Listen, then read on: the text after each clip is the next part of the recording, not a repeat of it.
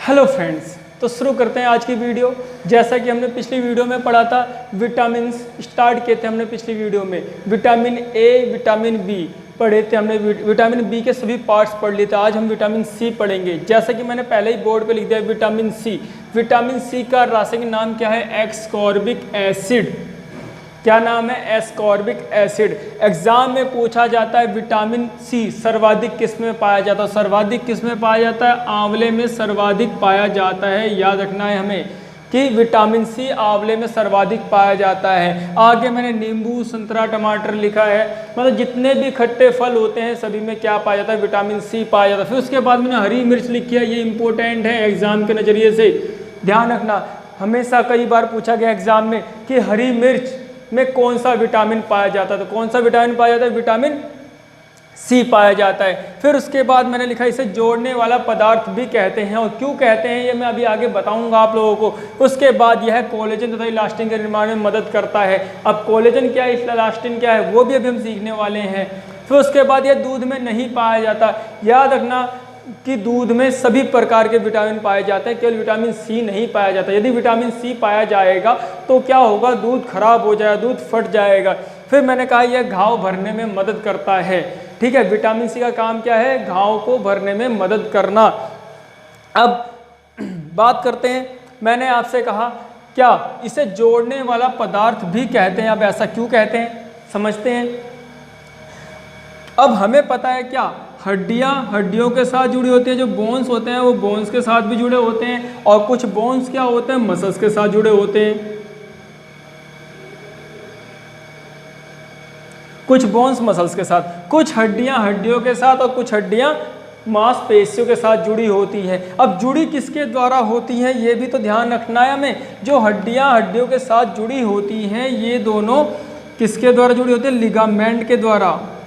याद रखना है, लिगामेंट। और जो बोन्स और मसल जुड़े होते हैं किसके द्वारा जुड़े होते हैं? जुड़े होते हैं टेंडन्स के द्वारा। किसके द्वारा? टेंडन्स के द्वारा। और जो लिगामेंट होते हैं, लिगामेंट, इनका निर्माण होता है कोलेजन से। किनसे होता है? कोलेजन से। कोलेजन से लिगामेंट का निर्माण होता है। लिगामेंट क्या करते हैं? बोन्स और बोन्स को जोड़ने में मदद करते हैं। इसी प्रकार जो टेंडन्स होते हैं, हाँ, इनका निर्माण होता है किससे? इलास्टिन से।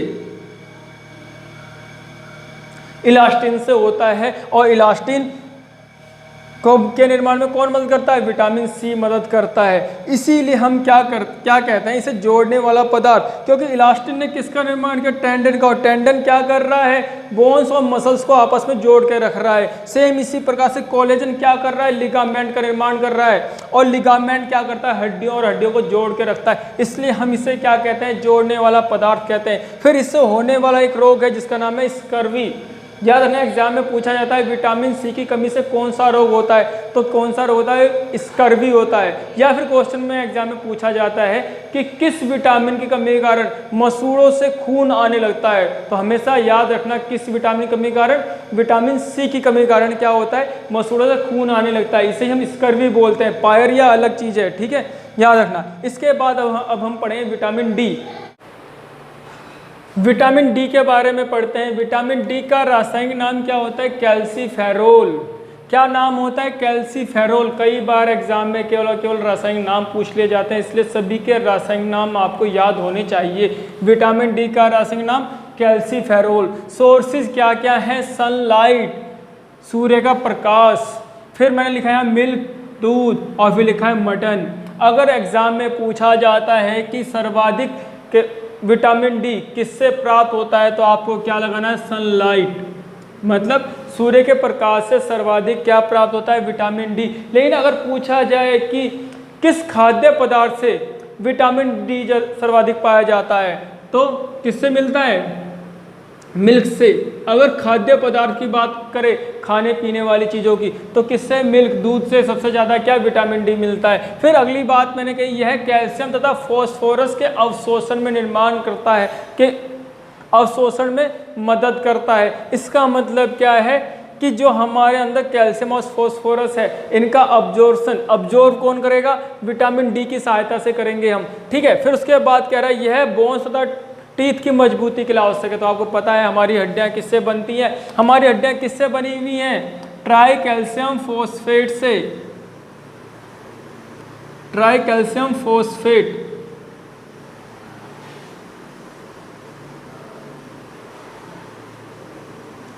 हमेशा याद रखना ट्राई कैल्शियम फॉस्फेट से क्या बनी हुई है हमारी हड्डियां। फिर विटामिन डी का प्रयोग हार्मोन्स के रूप में भी किया जा सकता है। इससे होने वाले 2 रोग हैं, उनका नाम भी याद रख लें। एक का नाम है रिकेट्स और दूसरा नाम है ओस्टोमलेशिया।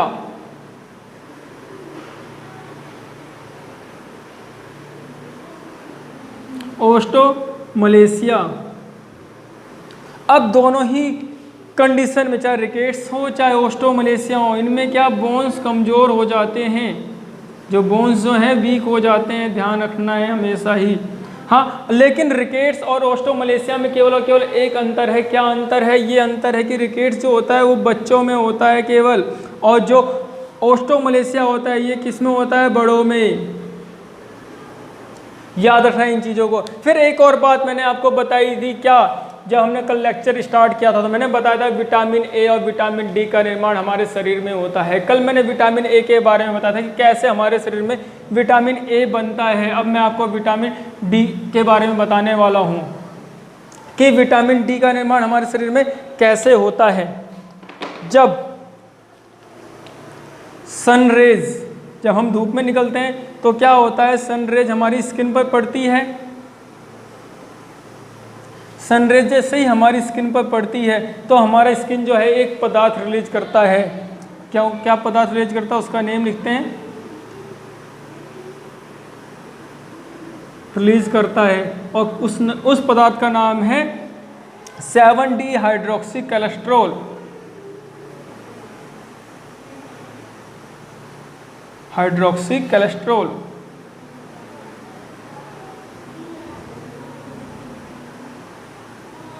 कोलेस्ट्रॉल जैसे ही 7D हाइड्रोक्सी कोलेस्ट्रॉल का रिलीजेशन होता है, जैसे ये 7D हाइड्रोक्सी कोलेस्ट्रॉल रिलीज होता है, वैसे ही लीवर क्या करता है, लीवर अपना काम करना शुरू करता है। लीवर इसे संश्लेषित करता है। कौन? लीवर। लीवर क्या करता है, इसे कन्वर्ट करता है किसमें, विटामिन डी में, और कहाँ रखता है, अपने पास ही स्टोर कर लेता है। याद रखना, एग्जाम में पूछा जाता है विटामिन ए और विटामिन डी कहाँ स्टोर होता है हमारे शरीर में, तो कहाँ होता है, लीवर में होता है। ठीक है, इसके बाद नेक्स्ट विटामिन पे चलेंगे। विटामिन ई की बात करते हैं। विटामिन ई का रासायनिक नाम क्या है, टोकोफेरोल। बात करें इसके सोर्सेज की, इसके स्रोत क्या क्या है, तो मैंने क्या लिखे हैं, वेजिटेबल्स ऑयल। जितने भी आपके वेजिटेबल्स ऑयल हैं, लाइक जैसे कि मस्टर्ड ऑयल हो गया, सनफ्लावर ऑयल्स हो गया, जो भी ऑयल हैं वो किस में आएंगे, उसमें विटामिन ई पाए जाते हैं, ध्यान रखना। उसके बाद मैंने इंपॉर्टेंट पार्ट यहाँ क्या लिखा है कि मूंगफली, ग्राउंड नट्स। तो एग्जाम में कई बार पूछा जाता है कि ग्राउंड नट्स में कौन सा विटामिन पाया जाता है, कौन सा विटामिन पाया जाता है, विटामिन ई पाया जाता है। अगर एग्जाम में पूछा जाता है कि विटामिन ई सर्वाधिक किस में पाया जाता है, तो आपको क्या लगाना है, वेजिटेबल्स ऑयल में सर्वाधिक पाया जाता है। फिर उसके बाद मैंने इसके बाद लिखा यह स्किन ग्लो के लिए आवश्यक होता है। अगर विटामिन ई का यूज हम किस में करते हैं, फेस के लिए करते हैं, तो फेस के लिए बहुत अच्छा होता है। अगर आप फेस के लिए क्या विटामिन ई का यूज करो तो आपका फेस ग्लो करेगा, इसलिए हम इसे क्या कहते हैं, विटामिन ब्यूटी विटामिन भी कहते हैं। फिर इससे होने वाले 2 रोग हैं, जिसका नाम है एक स्टेरिलिटी और दूसरा इंपोर्टेंट। स्टेरिलिटी क्या होता है, नपुंसकता, और दूसरा कौन सा होता है, बाजपन। इसमें क्या होता है कि पुरुष में नपुंसकता और स्त्री में बाजपन, क्या बच्चे होने में कुछ प्रॉब्लम हो जाती है, ठीक है, विटामिन ई की कमी के कारण। इसके बाद नेक्स्ट विटामिन की बात करेंगे, तो बात करते हैं विटामिन के। विटामिन के का रासायनिक नाम क्या है, फिलोक्विनोन। याद रखना है विटामिन के का रासायनिक नाम क्या है, फिलोक्विनोन। यह किस में पाया जाता है, कैबेज मतलब पत्ता गोभी, कॉफी, बीन्स, तुलसी लीफ, इनमें क्या पाया जाता है, विटामिन के। याद रखना है तुलसी लीव्स मतलब तुलसी के पत्तों में कौन सा विटामिन पाया जाता है, विटामिन के पाया जाता है। कई बार पूछा गया एग्जाम में। यह इसका कार्य क्या है, यह ब्लड क्लॉटिंग में मदद करता है, मतलब खून का थक्का जमाने में मदद करता है। देखा होगा आपने, कभी कट जाता है कहीं से तो उसके बाद खून बाहर थोड़ी देर निकलता है, फिर उसके बाद वो जम जाता है, तो वहाँ पर विटामिन के ही अपना काम करता है। अगर विटामिन के की कमी हो जाए तो कौन सा रोग होगा, विटामिन के की कमी हो जाए तो कौन सा रोग होगा? हीमोफीलिया। हीमोफीलिया में क्या होता है? खून का थक्का नहीं जम पाता, मतलब अगर कहीं से चोट लग जाए तो खून को जमने में बहुत ज़्यादा समय लगता है, जिसके कारण क्या काफ़ी खून बह जाता है और उससे मृत्यु भी हो जाती है। जो हीमोफीलिया है, यह हीमोफीलिया रोग अनुवांशिक रोग है, जेनेटिक डिसीज है। ठीक है, याद रखना है कौन सा अनुवांशिक रोग है, यह पीढ़ी दर पीढ़ी चलता रहता है। इसे ही रॉयल डिजीज भी बोलते हैं, मतलब अमीरों की बीमारी भी बोलते हैं। किसे? हीमोफीलिया को। क्यों कहते हैं? क्योंकि ये फर्स्ट टाइम किसे हुई थी? एलिजाबेथ को हुई थी। ठीक है, तो इसलिए इसे क्या कहते हैं हम? अमीरों की बीमारी या रॉयल डिजीज कहते हैं। फिर अब हमने देखा कि बाहर तो खून का थक्का जम जाता है विटामिन के कारण, लेकिन शरीर के अंदर तो खून का थक्का नहीं जम पाता, ब्लड क्लॉटिंग नहीं हो पाती। तो ब्लड के अंदर, बॉडी के अंदर ब्लड क्लॉटिंग ना होने का जिम्मेदार कौन है? एक हेपेरिन हार्मोन होता है, जिसका काम क्या होता है? एंटी ब्लड क्लॉटिंग का, ब्लड को अंदर ना जमने देना। किसके? बॉडी के अंदर। हेपेरिन, HEPARINE हेपेरिन हार्मोन है, जिसका काम क्या है? बॉडी के अंदर ब्लड को ना जमने देना। फिर उसके बाद मैंने विटामिन पी की बात की थी, जो आपके लिए शायद नया हो। अगर आपने पढ़ रखा है अच्छी बात है, नहीं पढ़ रखा तो देख लेंगे। विटामिन पी का रासायनिक नाम क्या है? हेस्पिराइडिन। क्या नाम है?